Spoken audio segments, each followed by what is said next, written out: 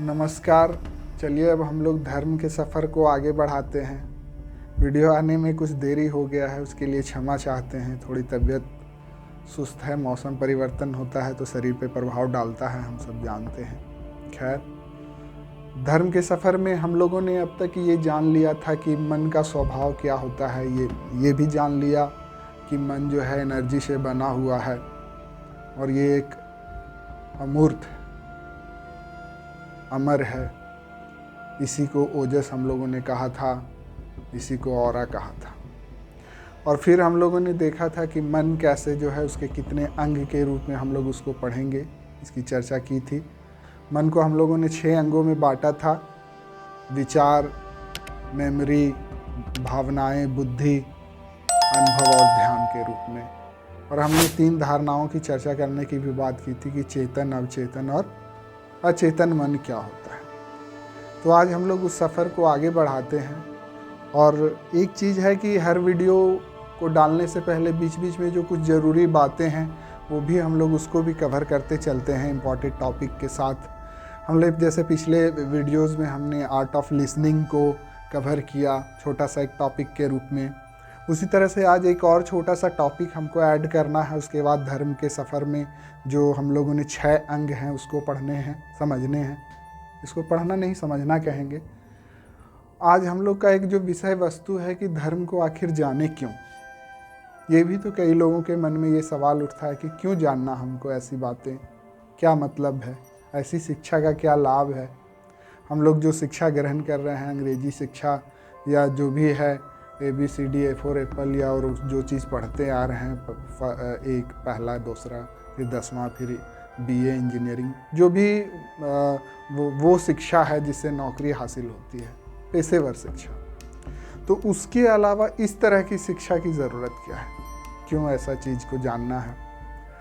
तो इसके नफ़ा नुकसान के बारे में आज हम लोग चर्चा करेंगे हल्का सा। और थोड़ा सा मैं अपना बैकग्राउंड भी बताऊंगा कि आखिर मुझे क्या पड़ी है ऐसी चीज़ों को लाने का, मैं क्यों ऐसे वीडियोस डाल रहा हूँ, मैंने ऐसा सफ़र, धर्म का सफ़र का शुरुआत क्यों किया, इसकी भी थोड़ी सी चर्चा करेंगे। और उसके बाद फिर वीडियो को आगे बढ़ाते हुए फिर पहले अंग विचार से चर्चा को स्टार्ट करेंगे। तो पहली बात हम अपना परिचय से शुरू कर देते हैं। मेरा नाम गणेश है और हम बिहार के एक बहुत फेमस ज़िला नालंदा उसके निवासी हैं। और वहाँ नालंदा ज़िला में एक हरनौत प्रखंड है, वहाँ के निवासी हैं। नालंदा ज़िला जो है ऐतिहासिक काल से बुद्ध और महावीर जैसे बड़े संतों से जुड़ी रही है। इसका इतिहास काफ़ी धार्मिक भी रहा है, धर्म का केंद्र रहा भी है, आज भी है। बौद्ध धर्म का विकास यहाँ अच्छा हुआ। तो मेरा जो है रुचि बचपन से इन सब तथ्यों में था, परमात्मा तत्व में मेरी रुचि रही थी। तो शुरुआत में मैंने बहुत सारे लोगों को सुना। मैंने ओशो को सुना जो काफ़ी मुझे सटीक लगे, फिर बहुत सारे लोगों को सुना, संदीप माहेश्वरी हैं, भी काफ़ी ज्ञानी हैं, रविशंकर जी हैं, सब लोग को सुनने के बाद जब मेरी प्यास नहीं बुझी तो मैंने कुछ गांधी जी को पढ़ा। उनका my experiment with truth book काफ़ी प्रैक्टिकल बुक है, काफ़ी अच्छा लगा मुझे। एक और बुक जो है इमोर्टल टॉक्स, काफ़ी मुझे पसंद आया, आपको भी पढ़ना चाहिए, काफ़ी अच्छी बुक है, इंग्लिश में अवेलेबल है ऑनलाइन। इमोर्टल टॉक्स बहुत अच्छी बुक है। तो इन सब चीज़ों का खोज करते हुए जब मेरा प्यास नहीं बुझा तो मैंने खुद से फिर स्वाध्ययन करना शुरू कर दिया। हल्के फल्के कुछ वेद के पन्ने भी पढ़े मैंने, और उसके बाद कुछ भगवत गीता को पढ़ा और कुछ शिव महापुराण जैसे ग्रंथों को भी पढ़ा। सब मेरा जो है मैं उन बुकों को या किसी को सुनता था तो मेरा एक अप्रोच रहता था सुनते वक्त कि आखिर वो की क्या है। बातें तो बहुत हो रही है, सब बातें बताने वाले लोग हैं, लेकिन मेरा जो अप्रोच रहता था कि उन बातों में मैं कैसे उन सब चीज़ों को अनुभव कर सकता हूँ, उसकी चाबी क्या है। इस अप्रोच से मैं पढ़ा। मैंने भगवत गीता को पढ़ते वक्त देखा कि अर्जुन और कृष्ण में लंबा चौड़ा संवाद होता है। कृष्ण सब कुछ समझाते हैं अर्जुन को कि परमात्मा तत्व, आत्मा तत्व, शरीर, पंच तत्व, हर चीज़ समझा देते हैं। अंत में अर्जुन एक बात पूछता है कि परमात्मा हम उसको कैसे अनुभव करें जिसकी आप बात कर रहे हैं। तो साधारण सी बात बताते हैं कि बस शांत होकर स्थिर होकर बैठना है, ध्यान करना है। तो वो जो की तत्व है, वो की चाबी क्या है, उसको ढूंढने का जो सफ़र था मैंने शुरू किया। और जब चाबी मिली हल्की सी उसकी, तो मैंने सोचा कि इसको समाज को भी ज़रूरत है इस चाबी की, और इसको पहुंचाना चाहिए समाज तक वो की को।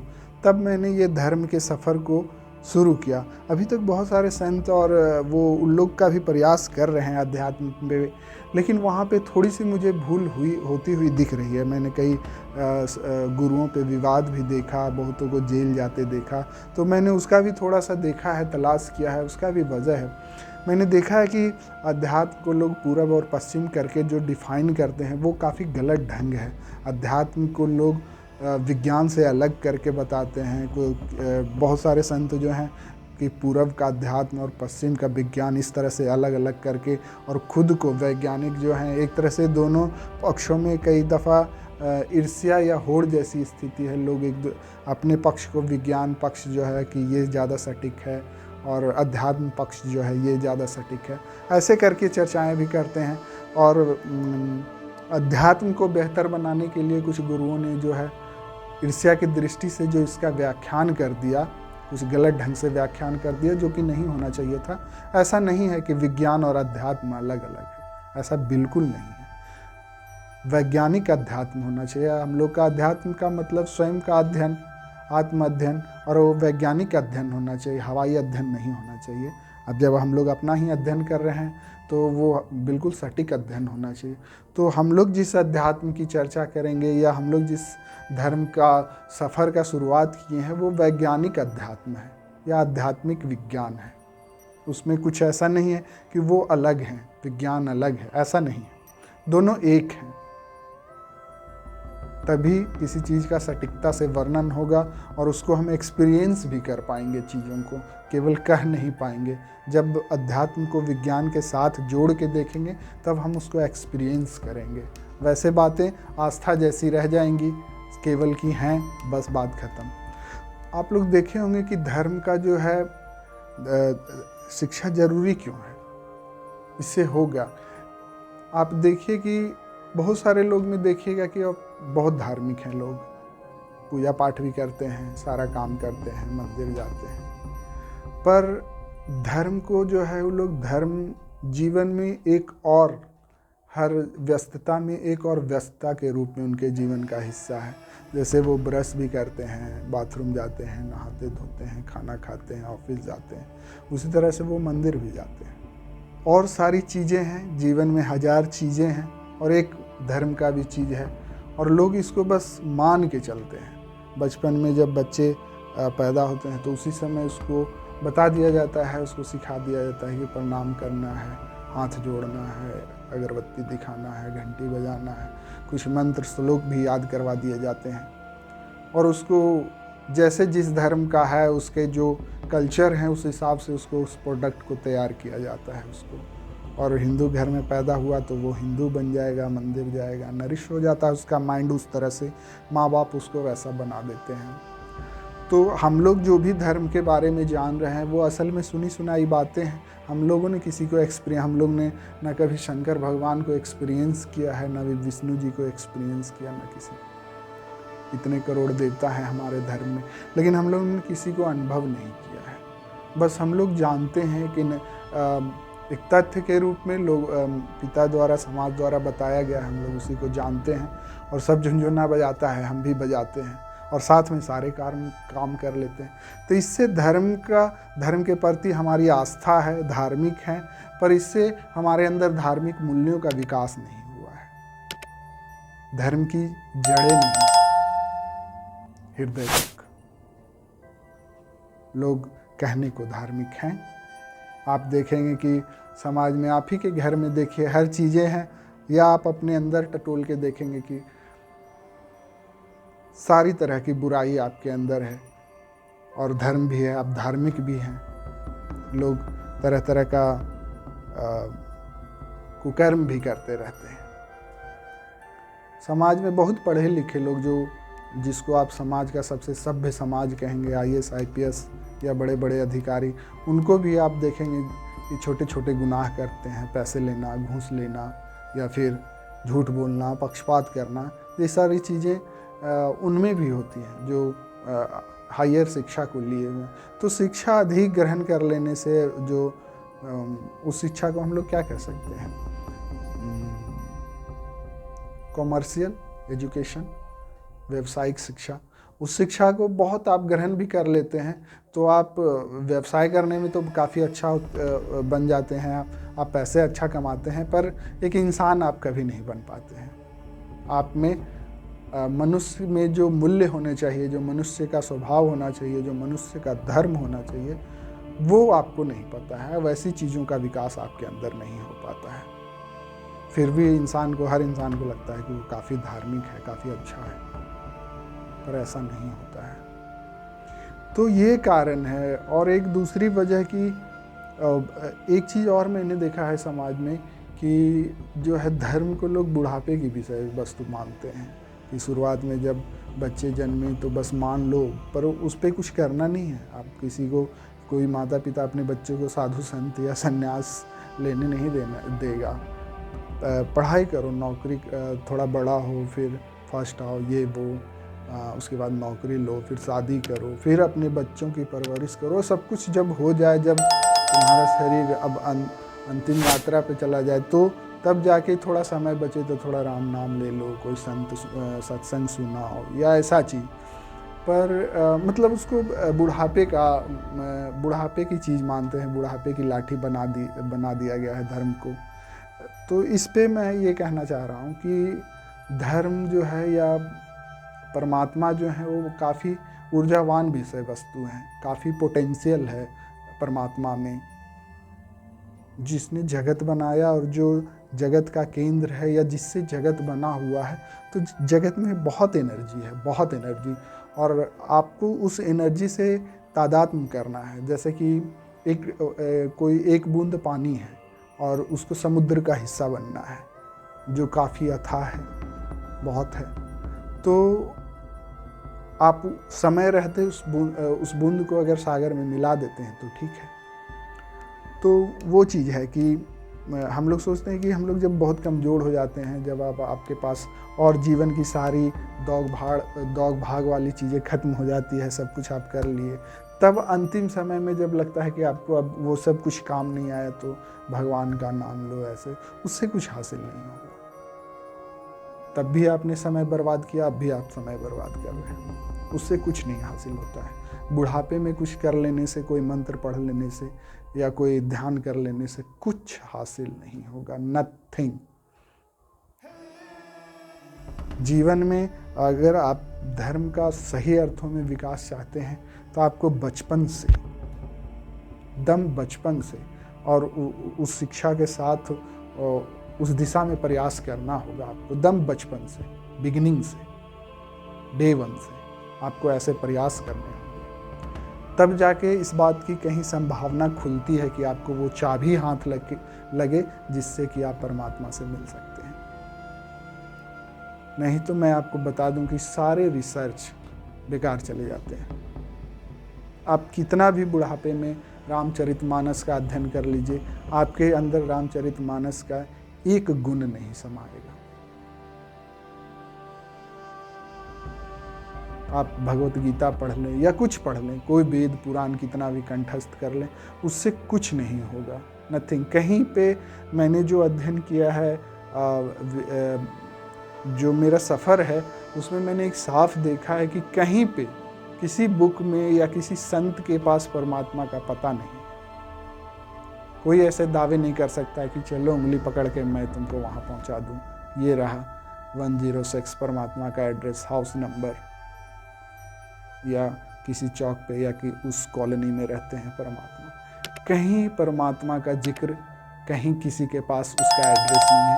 सब में सभी संतों में मैंने देखा, या फिर जो बुक्स हैं सब में मैंने थोड़े से इशारे देखे, वो भी बहुत सूक्ष्म है।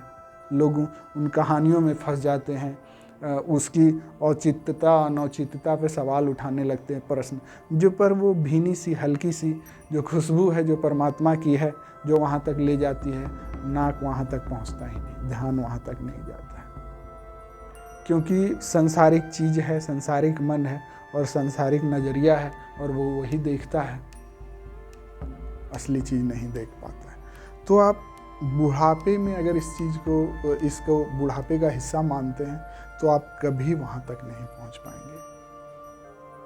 इसको दम ज़रूरी है कि इसके विज्ञान को आपको जिनसे भी है, आप अपने बच्चे को, इसकी शुरुआत आप ऐसे कर सकते हैं कि बच्चे को धर्म की शिक्षा ना दें, क्योंकि वो चीज़ आपको भी नहीं पता है, आपको भी कोई अनुभव नहीं है।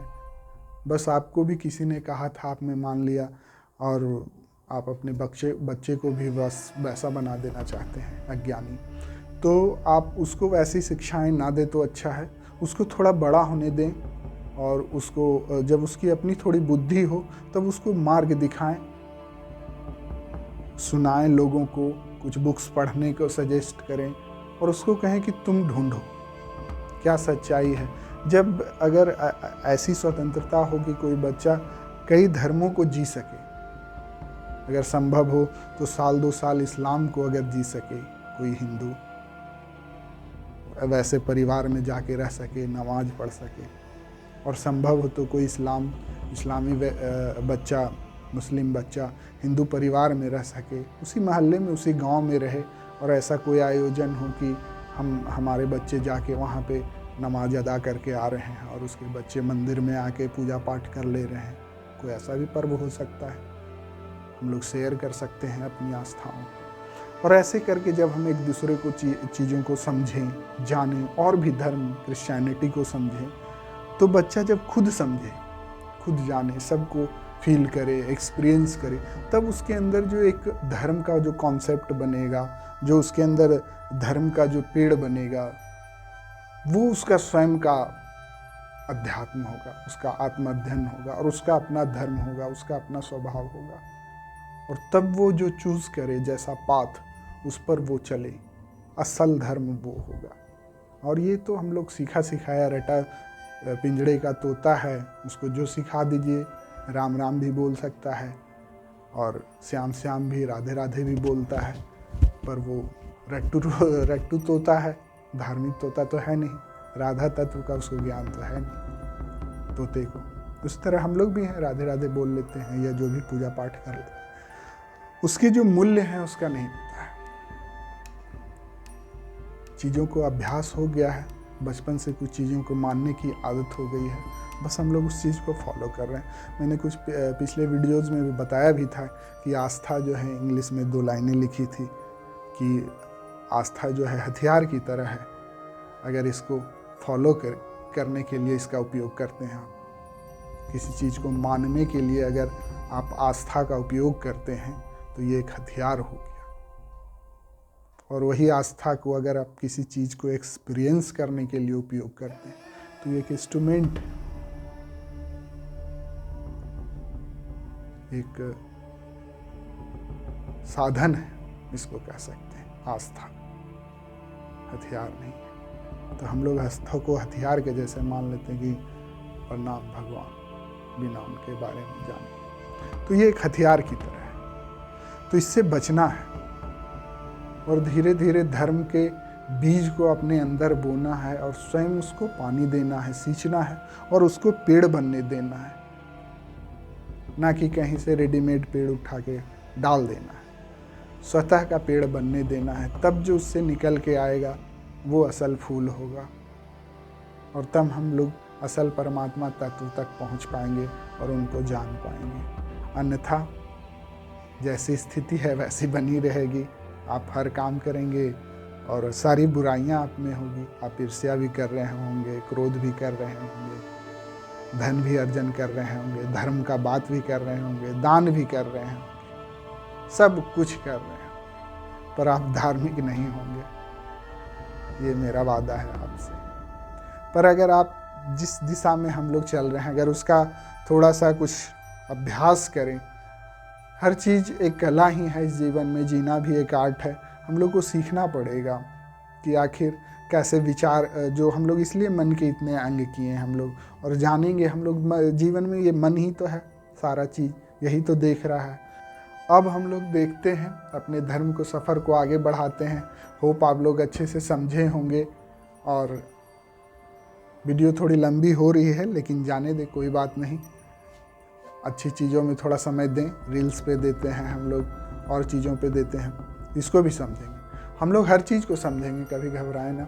तो मन में हम लोग जो 6 चीज़, अगर बीच में ये मैं बहुत दिन से कहना चाह रहा था कि अगर आपके भी ऐसे कोई प्रश्न हो वीडियोज़ के दौरान, कुछ ऐसे सवाल मन में उठते हों, तो आप कमेंट सेक्शन में ऐसे सवाल पूछ सकते हैं और मैं कोशिश करूँगा उन सवालों का जवाब भी दूँ। व्यवहारिक जीवन में उन सवालों का जवाब, कुछ ऐसे ये सब नहीं पूछना है कि भगवान और परमात्मा के बारे में, वो सब तो सब आएंगी। वैसे कोई समस्या आपको है, ऐसी किसी चीज़ से परेशानी है, तो वैसी चीज़ों को आप पूछ सकते हैं। बाकी हम लोग सारे बड़े सवालों को, छोटे सवालों को, हर चीज़, जन्म मृत्यु से लेकर मृत्यु क्या है, ऐसे भी बड़े बड़े सवालों को हम लोग बहुत आसानी से समझेंगे। कोई बड़ी चीज़ नहीं है। माया को लोग बहुत बड़ा शब्द मानते हैं, पर ऐसा कुछ नहीं है। माया कोई बहुत ताकतवर चीज़ नहीं है, बस वो समझने का फेर है। अज्ञान ही सब चीज़ है, अज्ञान ही बड़ा बना देता है। जैसे कि अंधे को कुछ दिखाई नहीं देता है, वैसे ही अंधा व्यक्ति क्या देख पाएगा, उसके पास संसाधन नहीं है। बस आँख को रोशनी मिल जाए तो हर चीज़ को देख लेता है। वैसे अज्ञान है, अंधेरा है, बस उसी को मिटाना है प्रयास से। अब हम लोग अगले जो मैंने बात की कि हम लोग 2 सेशन में वीडियोस को, पहले सेशन में हम लोग देख लिए धर्म का महत्व समझे क्यों ज़रूरी है। अब इसको बुढ़ापे की विषय वस्तु ना बनाएं, धर्म को कभी भी बुढ़ापे का विषय वस्तु ना बनाएं। और अब हम लोग मन के 6 अंगों पर जो विचार करने की बात हुई थी, उसमें पहले अंग की चर्चा करते हैं। मन का हम लोगों ने 6 अंग किया और उसमें पहला विचार है। तो जैसे हम लोगों ने देखा था कि मन जो है एक एनर्जी है, उसी तरह थॉट भी एनर्जी ही है, क्योंकि उसी का हिस्सा कर रहे हैं। थॉट भी एनर्जी का ही रूप है। अब विचार क्या है, कैसे आते हैं? साधारण सी बात है, जब आप गर्भ में होते हैं, स्त्री या पुरुष या कोई भी बच्चा जब गर्भ में होता है, हम लोग 9 महीने गर्भ में होते हैं, तो हम सब लोग जानते हैं कि मन, जब हम लोग गर्भ में होते हैं, जब बच्चा एक विकसित हो रहा होता है, तो उसके सारे शरीर के स्थूल शरीर जो हैं वो तैयार हो रहे होते हैं, बन रहे होते हैं। तो जब हम लोग पूरे बन जाते हैं, तब भी जब हम लोग गर्भ में होते हैं, तो हम लोग माँ के शरीर से जुड़े होते हैं। जैसे शरीर में कहीं आप वैसे पिंच करते हैं, चुटी काटते हैं, तो एक सूचना जाती है, मन में एक भाव आता है, दर्द का, कष्ट का एहसास होता है। उस तरह से जब बच्चा शरीर से जुड़ा होता है माँ के शरीर से, तो माँ के हर भाव को वो महसूस कर सकता है। उसके मन में कोई थॉट्स नहीं चलते हैं, थॉट्स बिल्कुल शांत होते हैं, पर भूख को महसूस कर रहा होता है। माँ को अगर भूख लगी हो तो भूख क्या होता है, वो महसूस कर रहा होता है। बच्चे को भी लगता है जैसे कि उसको भूख लगा हुआ है, बस उस भाव को। क्रोध को वो महसूस कर रहा होता है, जिसमें माँ अगर जल रही है क्रोध में, गुस्से में, तो वो बच्चा भी जल रहा होता है। वो अगर वहाँ तक जा रही हो, तो उस तक जा रही हो, तो उसको भी लग रहा होता है मेरा हाथ जल रहा है, मेरा शरीर जल रहा है। खुश होती है तो बच्चे के चेहरे पे भी स्माइल होता है, खिलता है। तो वो हर भाव को महसूस करता है जब वो गर्भ में होता है। उस समय कोई थॉट्स नहीं होते हैं, पर वो भावनाओं को, हाँ, वो ये नहीं है कि वो ये नहीं समझ रहा होता कि ये क्रोध है कि क्या है, उसके शब्द उसके पास नहीं होते हैं, पर वो भावनाएं होती हैं, मूल में उसके भावनाएं होती हैं, विदाउट थॉट्स। तो जब वो ऐसी स्थिति में होता है, तो जब वो फिर हम लोग जब जगत में आते हैं, जन्म होता है, जन्म तो बहुत पहले हुआ, बस साक्षात्कार होता है इस संसार से हमारा। तो जब हम संसार में आते हैं, तो फिर क्या होता है कि धीरे धीरे धीरे हम चीज़ों को देखते हैं, पहले ऑब्जर्व करते हैं, फिर देखते हैं कि कुछ लोग हमारे पास आ रहे हैं, कुछ बोलते हैं, तो वो लिप सिंक्स को पकड़ता है, साउंड वेव्स को पकड़ता है, और फिर अपने हिसाब से उसको डिकोड भी करता है, समझता है कि कौन सी बातें कही जा रही है, क्या करने को कहा। और बच्चा जो है बहुत अच्छा लर्नर होता है, ऑब्जर्वर होता है, वो चीज़ों को देख देख के समझ रहा होता है। तो जब हम लोग बोलते हैं तो उस चीज़ को वो पकड़ता है और वैसे बोलने की कोशिश करता है, सीखता है। तो जब वो ये सब चीज़ें सीख रहा होता है, सुन सुन के, तो पहली बार कुछ भी कहना शुरू किया, या मम्मी या पापा कुछ कहना शुरू, तो वहाँ से शब्दों से उसके मन में भाषा जो है विचार की उत्पत्ति का कारण होता है। भाषा का विकास हुआ तभी थॉट जो है, थॉट विचार मन में उठने लगे, तब वहाँ से यहाँ से उसके मन में विचार उठने लगते हैं। तो हम लोग बहुत सारे जीव वो हैं, उनमें बहुत सारे विचार नहीं उठते होंगे, थॉट्स केवल इमोशंस होते हैं और उनमें वो चीज़ नहीं होता है। जैसे हम लोग बहुत थॉट प्रोसेसिंग करते हैं, बहुत चीज़ों के बारे में सोचते हैं, उनमें बहुत सारे जीवों में ऐसा नहीं होता है। जानवरों में कुछ जानवर विचार कर सकते हैं, इनमें इंटेलिजेंस होता है, पर ज़्यादातर में नहीं होता है। तो यहाँ से बच्चे जब थोड़ा थोड़ा आपकी भाषा को सीखने लगते हैं, तब वो थोड़ा थोड़ा उनमें विचार का जो है वो चलने लगता है। वो वैसी भाषाएं मुंह से निकालते हैं साउंड, और उस तरह के इमेज से और कुछ शब्द उसके तादात्म्य करते हैं कि मम्मी शब्द को माँ के इमेज से तादात्म्य करना शुरू करते हैं।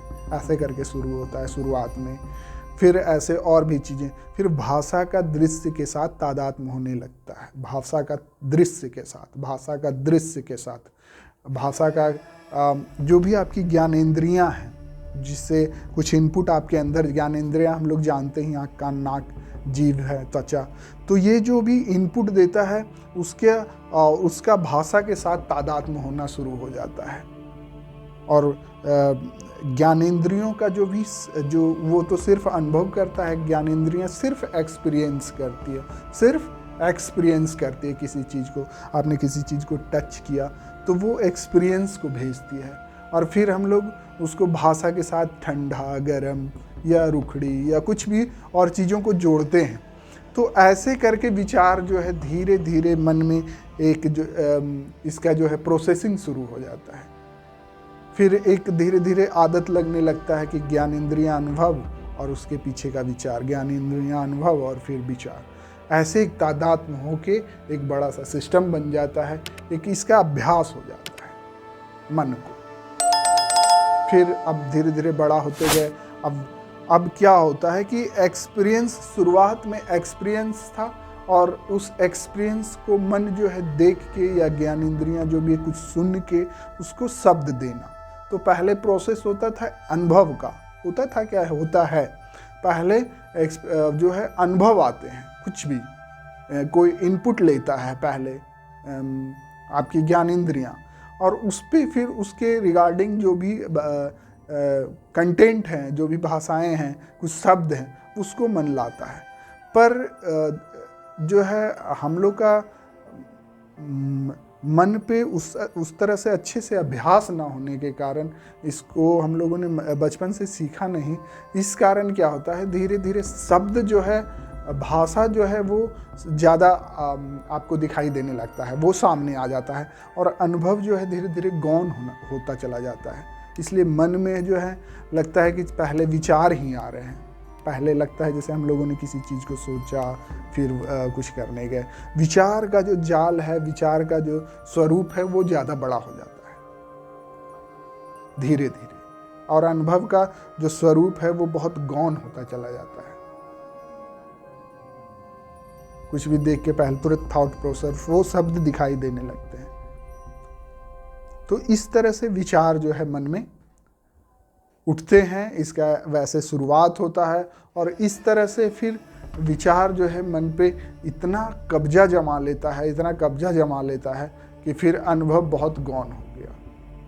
अब जो है मन में हमेशा विचार विचार विचार विचार, चक्की चलनी शुरू हो गई, बस अब ये चल रही है और अनंत तक चलती रहेगी।